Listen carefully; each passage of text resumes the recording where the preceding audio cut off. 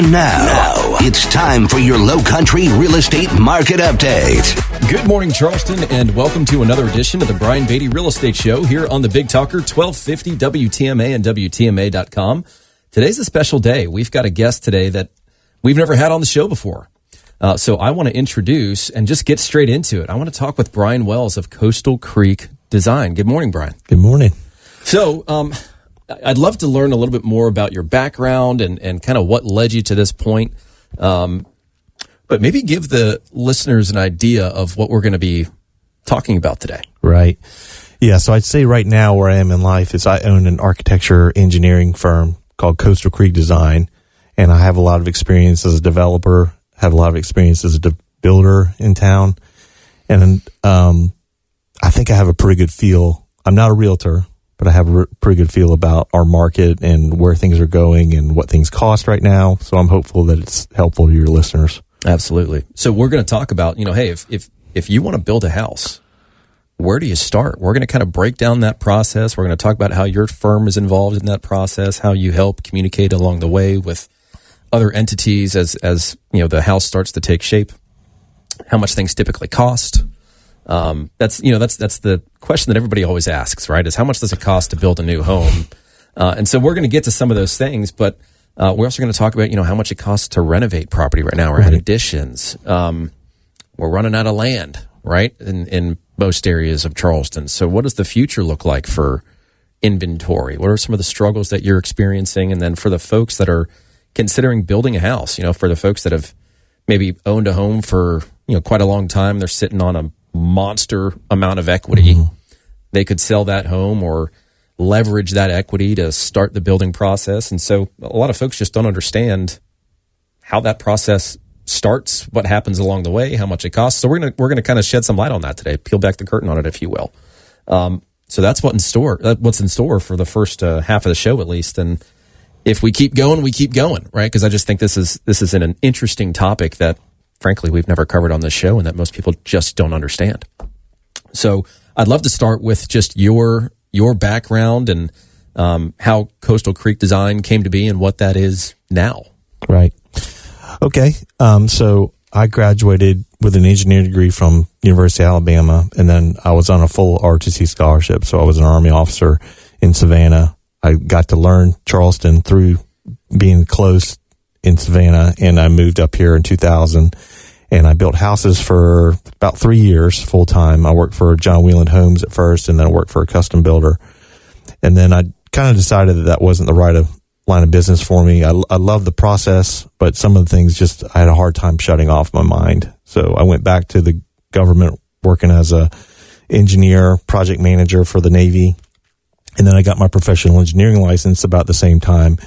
And my buddies that were home builders were like, hey, you need to start doing these structural plans for us. So in Charleston, you need a set of architectural plans and a separate set of structural plans. So from 2004 to 2014, I worked full time for the government. And then on nights and weekends, I would put about 40 hours a week in just drawings for builders. So I'd have a separate set of architects plans, and then I would do the structural set.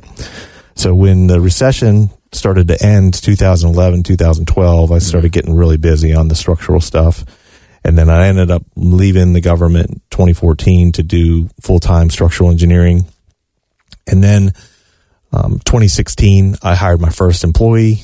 And then from 2016 to 2020, we were kind of like the most sought after structural engineers for residential stuff, because we would always get stuff done in two or 3 weeks. Every single time I'd return phone calls and just things that other people weren't doing. Right. And also my designs were more practical because I had been a builder and I understood the cost of things and just more efficient ways of kind of putting together the structural plans.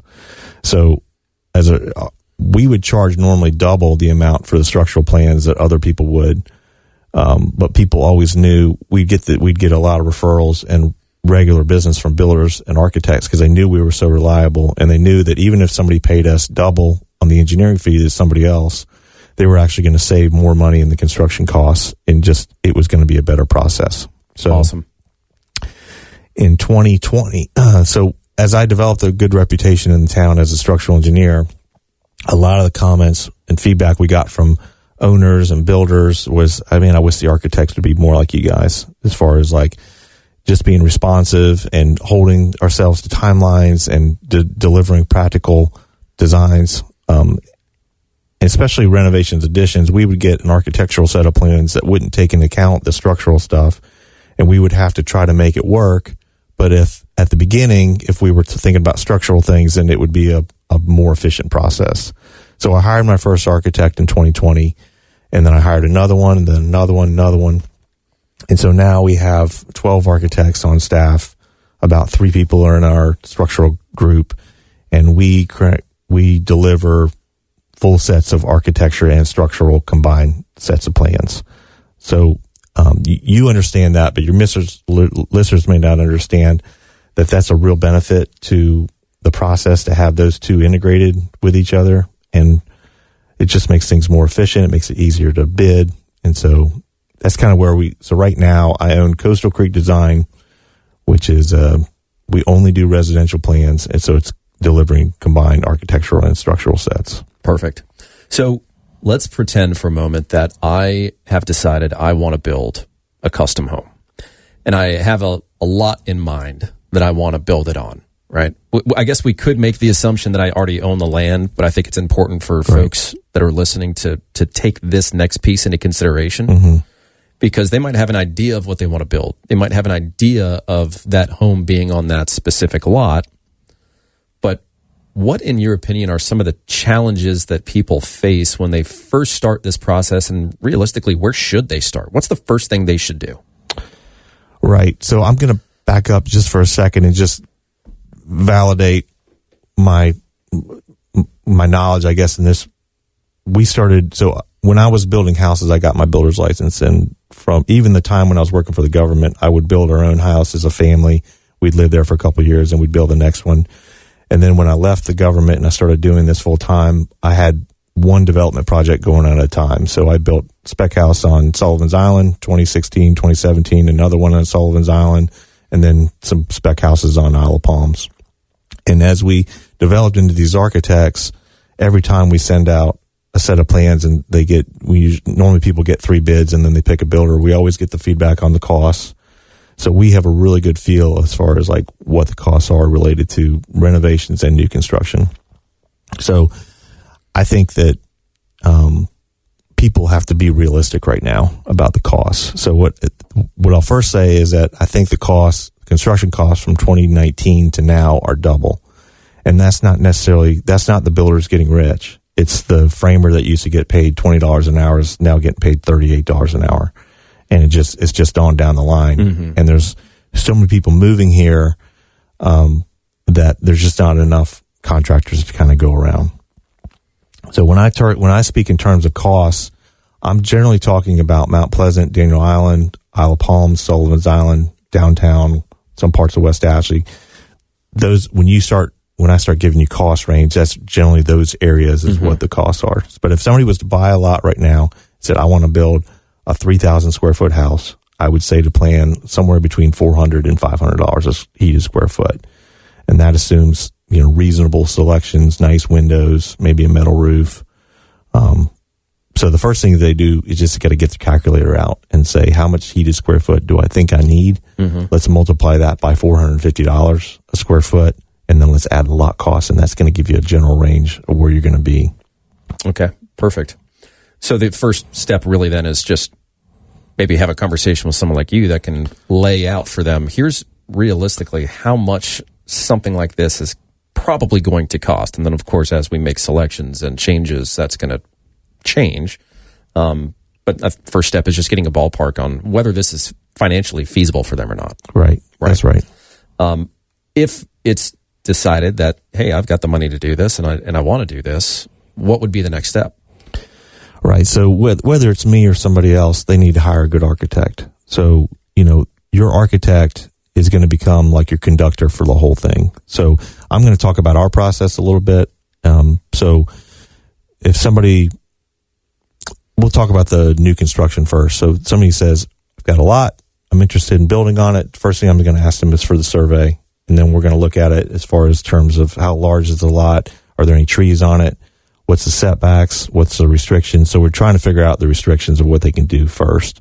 A lot of now is you're tearing a house down and you're going to build a new house where that one was, because a lot of people want to live in the right area. So right. That's where the site planning becomes so critical. So if somebody's even looking at a lot saying, hey, I think I can build what I want to build on this, I would encourage them to contact Coastal Creek Design. We can talk to them about it. We don't charge anything for those kind of things. And we can do a lot of like site planning, just getting the shape of the buildings on there so they can see whether it's a good move for them or not. Okay. So someone calls you, they say, hey, I've got an idea of what I'd like to do. That initial conversation would be the same as I would have with someone that's interested in selling their home, right? Let's get together. Let's talk about what you want to do. Let's discuss the steps along the way to maximize the dollars in your pocket at the end of this scenario. So after that initial call, though, I guess what happens next? I'm trying to kind of paint the picture for folks on what building a house really kind of looks like. Right. Yeah.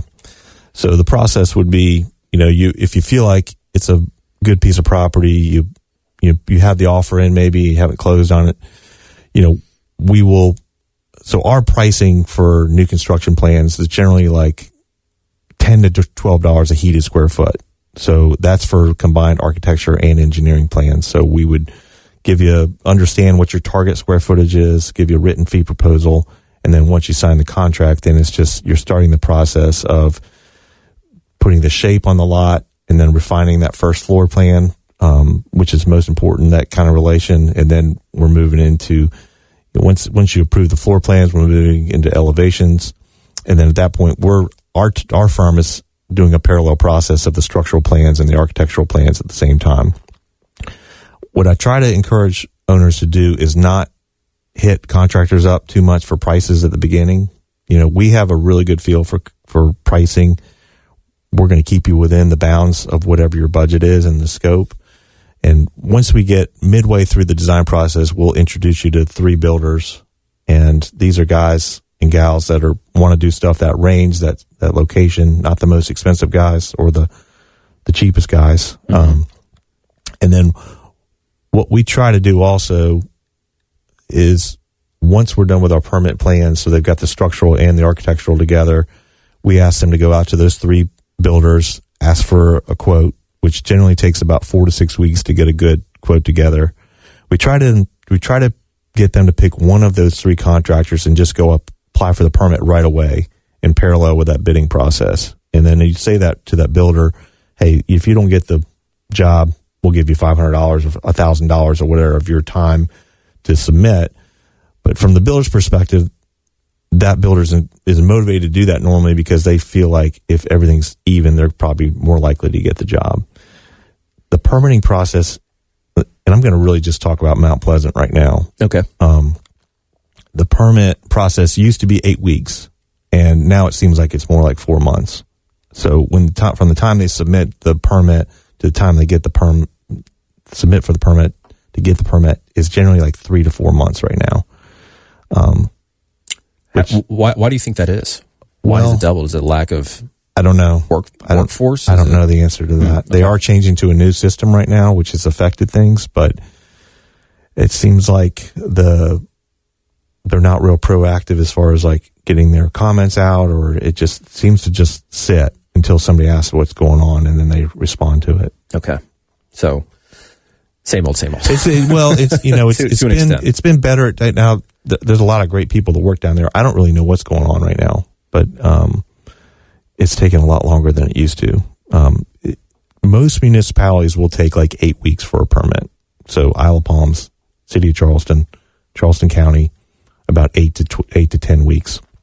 But going back to the process, that's not that huge of a deal because if you do these things in parallel with each other, where you've got your builder working on your bid, the permit process working, it's all going to kind of work out because that really you need to give that builder 4 to 6 weeks to get the bid together. Okay, gotcha.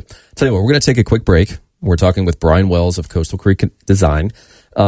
Maybe give listeners your contact information. We're going to keep you on because I've got a bunch more I want to ask you about the process, and then I want to kind of shift gears a little bit and talk about what you see as some opportunity in the market. You follow the market well, as do I. So I figured we could just riff on maybe what you have your eyes on as somebody that is opportunistic, right? You're an investor as well, Yeah. right? Builder. So I want to talk about that. I want to talk about renovating property, especially properties that, gosh, we list so many homes where we get these recurring feedbacks from buyers that are like, yeah, I didn't really like the floor plan.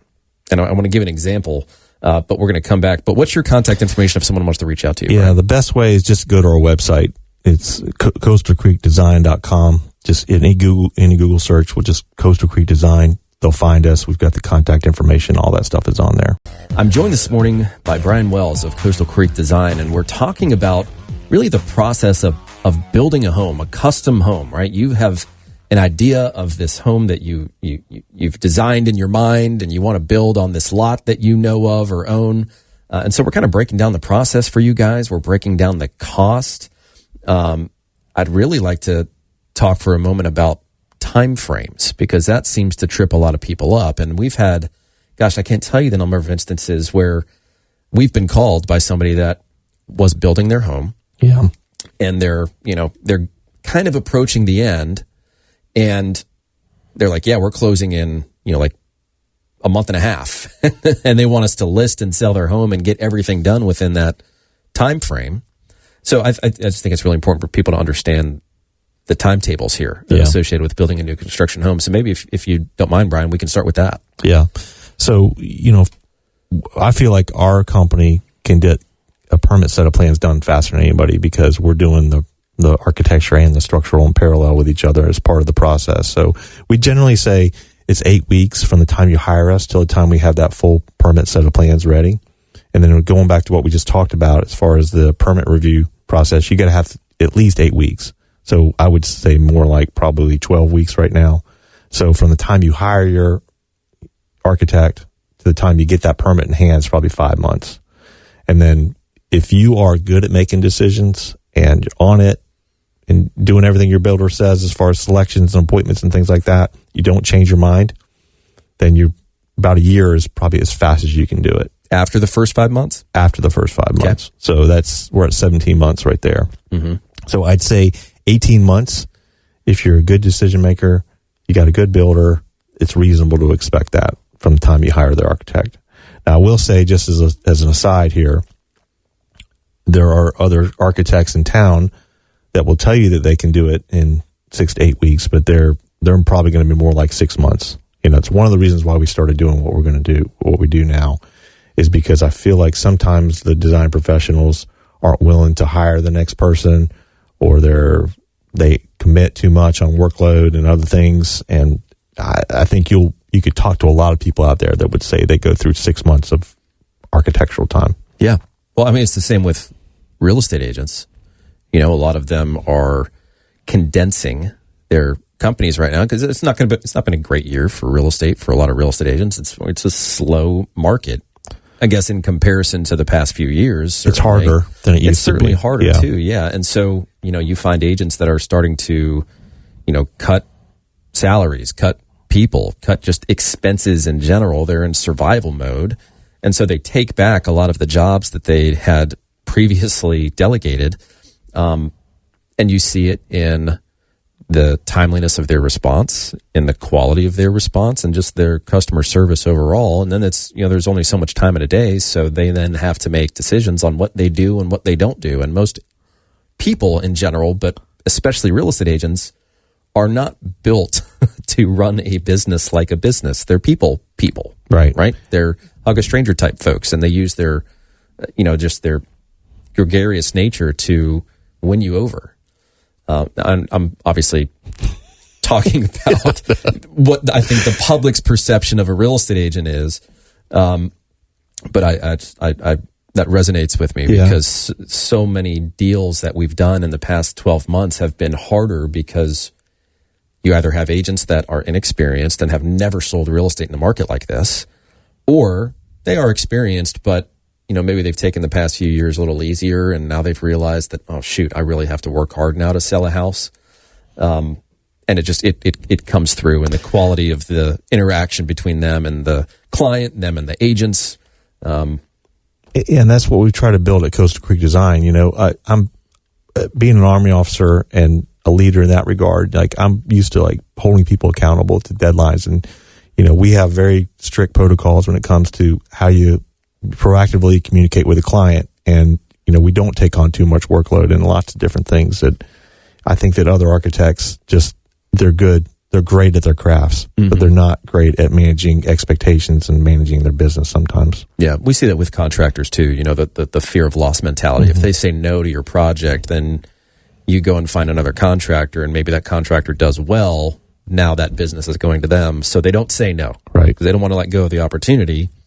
When in reality, they don't have time for you, so they're going to sign that agreement that says, "Yeah, I'll do the work," and then that's why they're there once a week, and the project takes 6 months when it could have taken. I mean, I just flipped a house in Somerville, complete renovation, top to bottom, new roof, everything on the inside was new.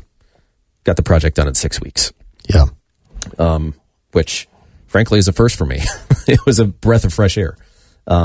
So I know how important that relationship is with the contractor. In this instance, the architect, the engineer firm, the design firm. Sometimes we, as real estate agents, list homes for sale, and we deal with challenging floor plans. Perfect example is a house in Daniel Island that it's $1 million plus home. Yeah, but it's 3-bed, 2.5 bath. But then in the garage, they've finished space, so they've got an extra bedroom, bathroom, and then like movie theater, office type space. And the feedback from a lot of the buyers was, hey, for a home that size in that area and that price point, we really need an extra bedroom. So just being creative, they had a 2-story great room. I said, well, why don't we finish that space off so that when you walk upstairs, rather than there being a railing there, it's just a doorway into a bedroom. You can probably fit a bathroom in there as well. Yep. And the beautiful thing about technology these days is that you can take that photo and you can send it into, there's tons of companies out there that will then virtually create that space so that you can show a rendering to somebody and say, hey, if you want a 4-bedroom, here's what it looks like. Here's how much it costs. Here's how much it adds to the value of the property so that you can see the return on the investment. If that's what you want to do, we've laid it all out for you. When folks reach out to you for renovations, I'd love for you to just talk about that process a little bit, because I see that being kind of the wave of the future just by the very nature of limited land to build on. Yeah. And frankly, that's one of the reasons I lean so quickly and heavily into hiring architects, because I feel like as a region, let's just back up for a second. So Daniel Island, for 25 years, you could go to Daniel Island Realty, write a $500,000 check, and build whatever house you want to build. And that absorbs so much demand over that period of time, and that's gone.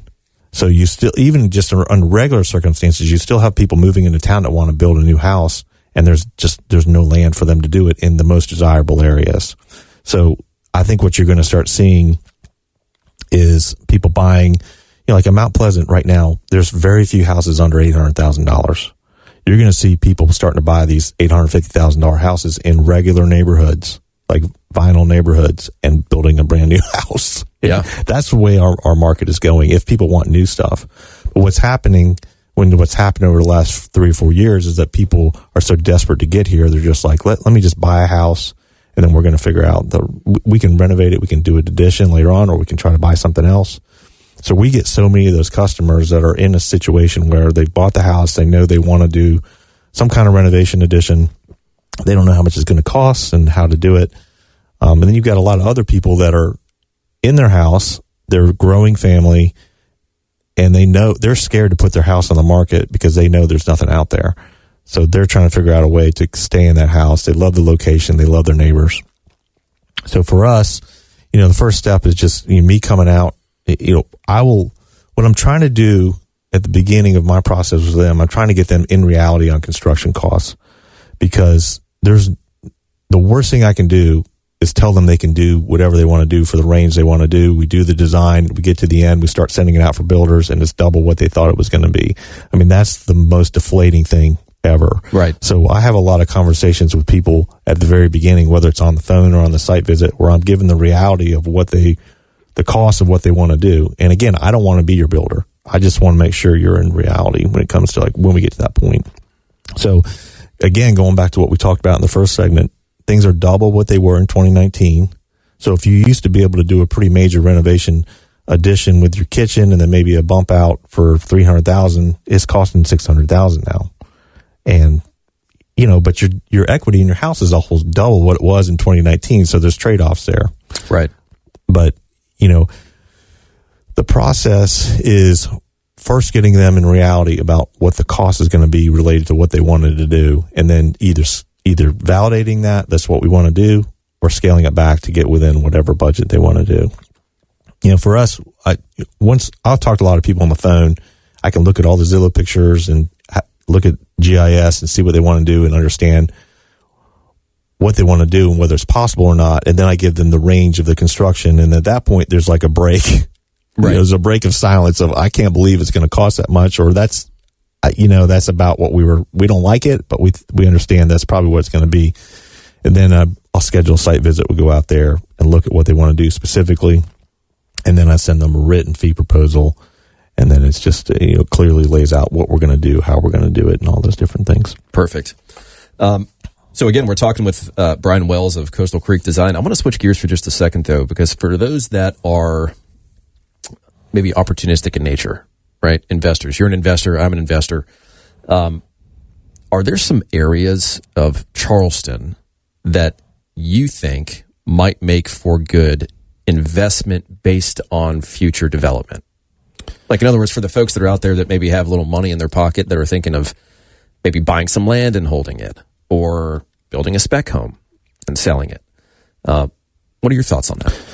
Well, first I'd say if it's a desirable area and you have the money to buy the land, buy it, because it's not going to get any cheaper, and I think some people are still thinking this surge is going to end, but I'm not sure how it's going to end. And that's unfortunate for our area, because there's certain areas just are not affordable right now for people that are getting started in life, people in their 20s and people moving to the area. It's tough, really tough right now. Yeah. But I'd say that as far as like an investor, people want it, I would say to try to stick more with the flips right now, because buying land, like we just talked about, and we keep going back to Mount Pleasant, but this same thing applies to a lot of different areas. You're going to find a lot in Mount Pleasant right now. You're going to pay $1 million for it. You may be able to find something else that's not in a desirable area for less than that, but it's hard. So by the time you buy the land for $1 million, and then we just talked about $450 a square foot for construction, so you're building a house for $1.5 million. You've got the interest carry, all that stuff. So maybe you've got almost $3 million in your development project. You can make a profit. You'll probably make $500,000 or $600,000 on it, but you have to have the wherewithal to, if it doesn't sell, like what are you going to do? Yeah, it's a big risk in the terms of just like, in it also the time of it. We just talked about that. From the time you buy that lot, you hire your architect, you get it done. It's probably 2 years. So you have to be ready to carry that interest for 2 years and to have them. And that example, just, I guess, for those that are listening, that would be like you go and you buy a lot in the old village, right? And you renovate there, or kind of that area of Mount Pleasant, right? You can certainly buy land in Mount Pleasant for less than $1 million, like inside lots and neighborhoods, if they still exist, which are, again, few and far between. But I appreciate that breakdown. I guess, what else do you think people should know about the process or about the market from your perspective with just the last few minutes here? Yeah, I mean, if we talk about, like, as a nation, what's going on with politics and all the different things that are happening, I think that the crazier things get up north, with taxes and division with people and all the other things, is just driving more people down here. Yeah, that's why we have such an influx from California. Yeah. And Chicago and just very liberal areas, where I'll talk to folks from California. I had a conversation with a guy a few days ago. He's like, "Hey, Brian, just so you know, I am not a liberal." It doesn't matter to me if you are or not, but it's just become such a stain, quote unquote, on the people of California, just the radical way that they do things at times. Well, it's been great having you on the program. I really appreciate the time, the opportunity, and helping people understand, if you want to build a house, here's kind of what the process looks like. Now, of course, if they want more specifics, how do they get in touch with you? Yeah. So again, the best way is just to go Google search Coastal Creek Design, go on the website. We've got our phone number on there. We've got an inquiry form. We've got a lot of information about customer testimonials on there that talk about their experience with us. And we try to do the best we can to present on that website everything about our company and how we operate. Excellent. Well, thanks again, Brian, for being on the Brian Beatty Real Estate Show. And we hope to have you back again soon. Be great. Yeah. Right. Thank you, Brian. Stick around, folks, for the last two segments of the Brian Beatty Real Estate Show right here on the Big Talker 1250 WTMA. And again, if you want to reach out to me, if you have a real estate question, of course, you're interested in buying, selling, investing in real estate, you've got a property that you maybe want us to manage, or you're looking for private money. I also own a private money lending company. I don't talk about it much on this program, but either way, if you want to reach out to me, 843-800-0065. That's 843-800-0065, or listingsincharleston.com. Big shout out to Brian Wells of Coastal Creek Design for coming on the show and telling us about the construction process. If you're thinking of buying a home, building a home, or maybe renovating your existing home in a big way, he's the guy to call. So check him out online, coastalcreekdesign.com. And of course, if you want to reach out to me, if you're thinking of making a move, you're thinking of building a home, and there's, we've got to design the property, but we also have to select the lot. There's a lot that goes into it, as you can tell after listening to the first half of the show. But if I can help in any way, 843-800-0065 is my number. Call or text it, 843-800-0065, or listingsincharleston.com is the website. So, obviously big news, Fed cut rates. They cut them by, 50 basis points, which is 0.5%. It sent the market into a bit of a tizzy, so to speak. But I want you guys to, I guess, understand that just because the Fed cut rates doesn't necessarily mean that we're going to see a reduction in 30-year fixed mortgage rates that are equal to 0.5 percentage point lower than where they were. Mortgage rates are, of course, influenced by the Fed's policy, but it's also influenced and tied to Treasury yields and other economic data. And so if the economy is showing signs of weakening, then rates are probably going to come down. If we see the opposite and the economy is, chugging along and employment's getting stronger and we've got green lights, it might be possible that rates stay where they are or maybe even tick up a little bit. That's just kind of the way that this world works. And so taking that into consideration right now, a few things. Number one, if you bought a home, this time last year, you probably got an interest rate of somewhere around 8%. And you can probably get an interest rate now of about 6%, somewhere around there. Talk to your lender. See if it makes sense for you to refinance your property. What I'll tell you is that a lot of these lenders that have really struggled over the past, 2 years or so, 2.5 years, as rates started to climb up, is they had a ton of refinance business. So many folks refinanced when rates dropped down to 3% or below 3%. And that section of the market and that section of their business continued for quite some time until, of course, rates got to the point where, they got above 6, and then they got above 7, and then they got above 8. And that whole side of the market, the refinance business, just stopped. Well, we saw just last week over a 20% increase in refinances across the board.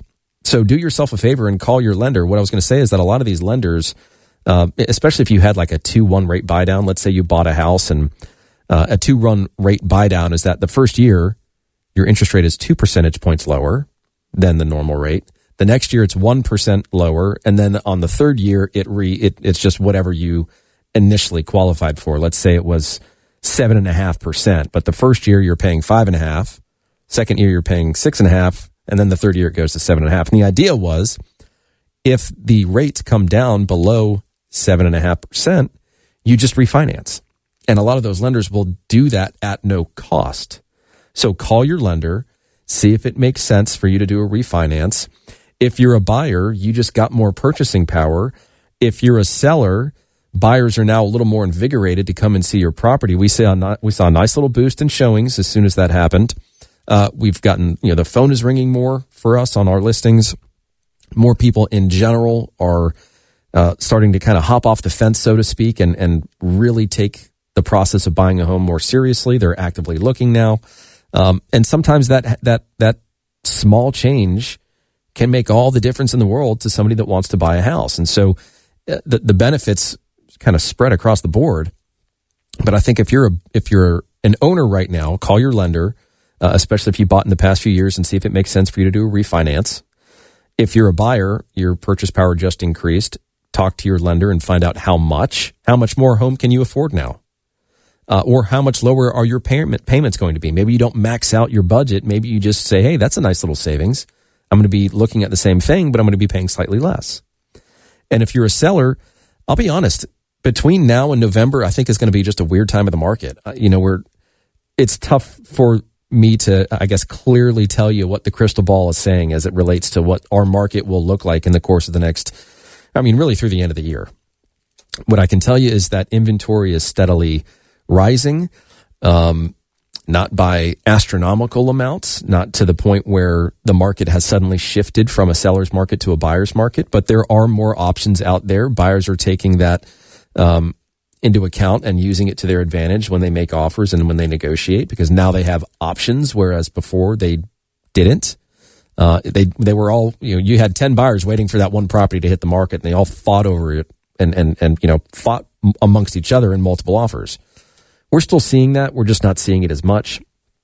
And I think it really has everything to do with the process of getting the property ready for the market, and then how it's marketed, how it's presented, how the agent is ultimately portraying that home and the best features of it to the right audience with the right message, and doing so quickly. There's a real element of marketing that revolves around timing.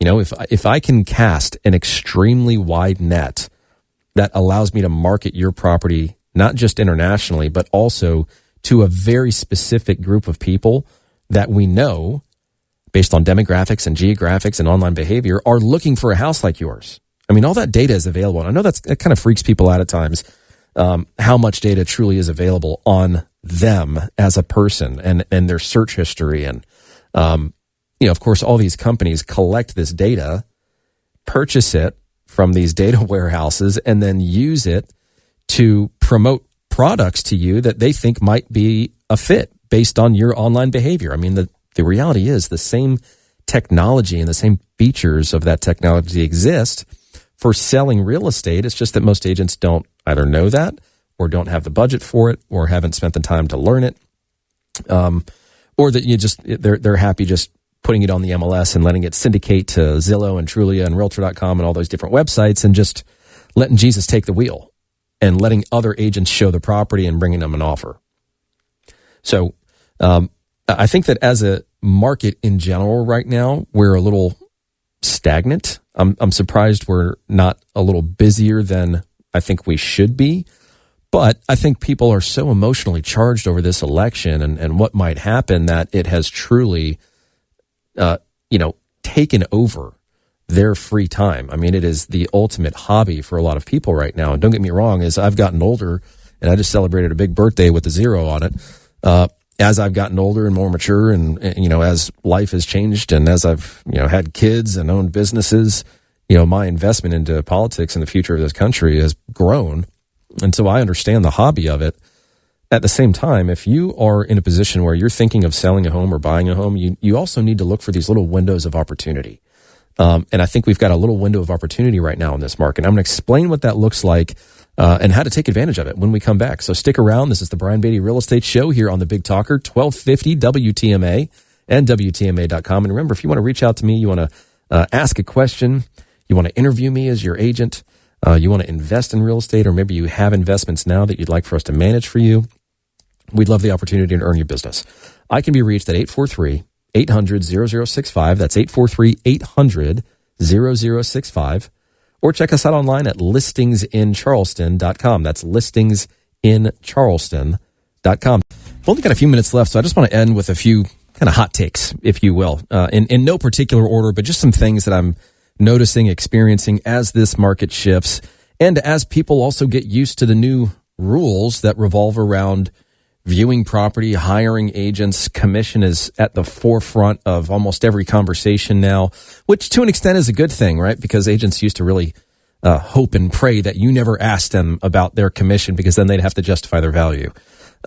So, again, buyers, when you want to view a property now with a real estate agent, you have to sign a written agreement beforehand that discusses what services that agent is providing to you, whether or not you're paying the commission, the seller's paying the commission, when, how much. It's an upfront conversation now before you get to walk through the front door. And so, and if you find an agent that isn't doing that, they're breaking the rules, and they're going to get massively fined, and they're probably going to lose their license. Now, a lot of them are probably on the way out anyways, but I hope that the folks that are listening that have real estate licenses are following the rules.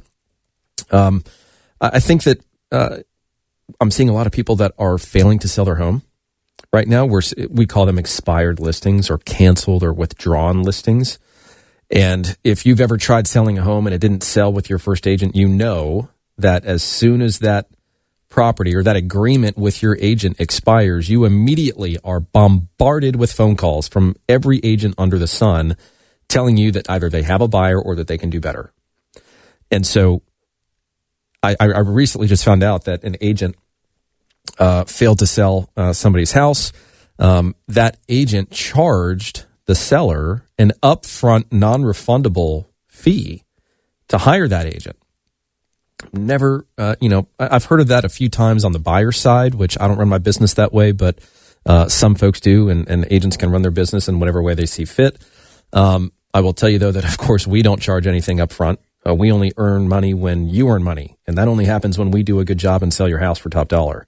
I'll also say that we've got varying commission plans right now. We understand that people want to save money. I also understand that there are plenty of ways to do that aside from just negotiating the commission, which is all spelled out in the guide that I wrote. That's about 50 pages long, but it's chocked full of information, all of which is designed to help you make the most money possible when you sell your house. If you want to get a copy of that guide, text the word guide to 843-800-0065. That's 843-800-0065. You can give me a call at that same number, but text the word guide to 843-800-0065, and I will send you the most comprehensive home seller guide in Charleston, or just check us out online, listingsincharleston.com. We've got commissions that are ranging from as low as 1% right now, so we want to work with you. We want to make this a profitable venture for all of us. So give us a call, 843-800-0065, or check us out online, listingsincharleston.com, and you guys enjoy your weekend. Thanks so much for listening to the Brian Beatty Real Estate Show right here on the Big Talker 1250 WTMA. Join us for another edition of the Brian Beatty Real Estate Show next Saturday morning at 9 and Sunday morning at 10. Find him online at listingsincharleston.com. That's listingsincharleston.com. Or call him at 843-800-0065. That's 843-800-0065.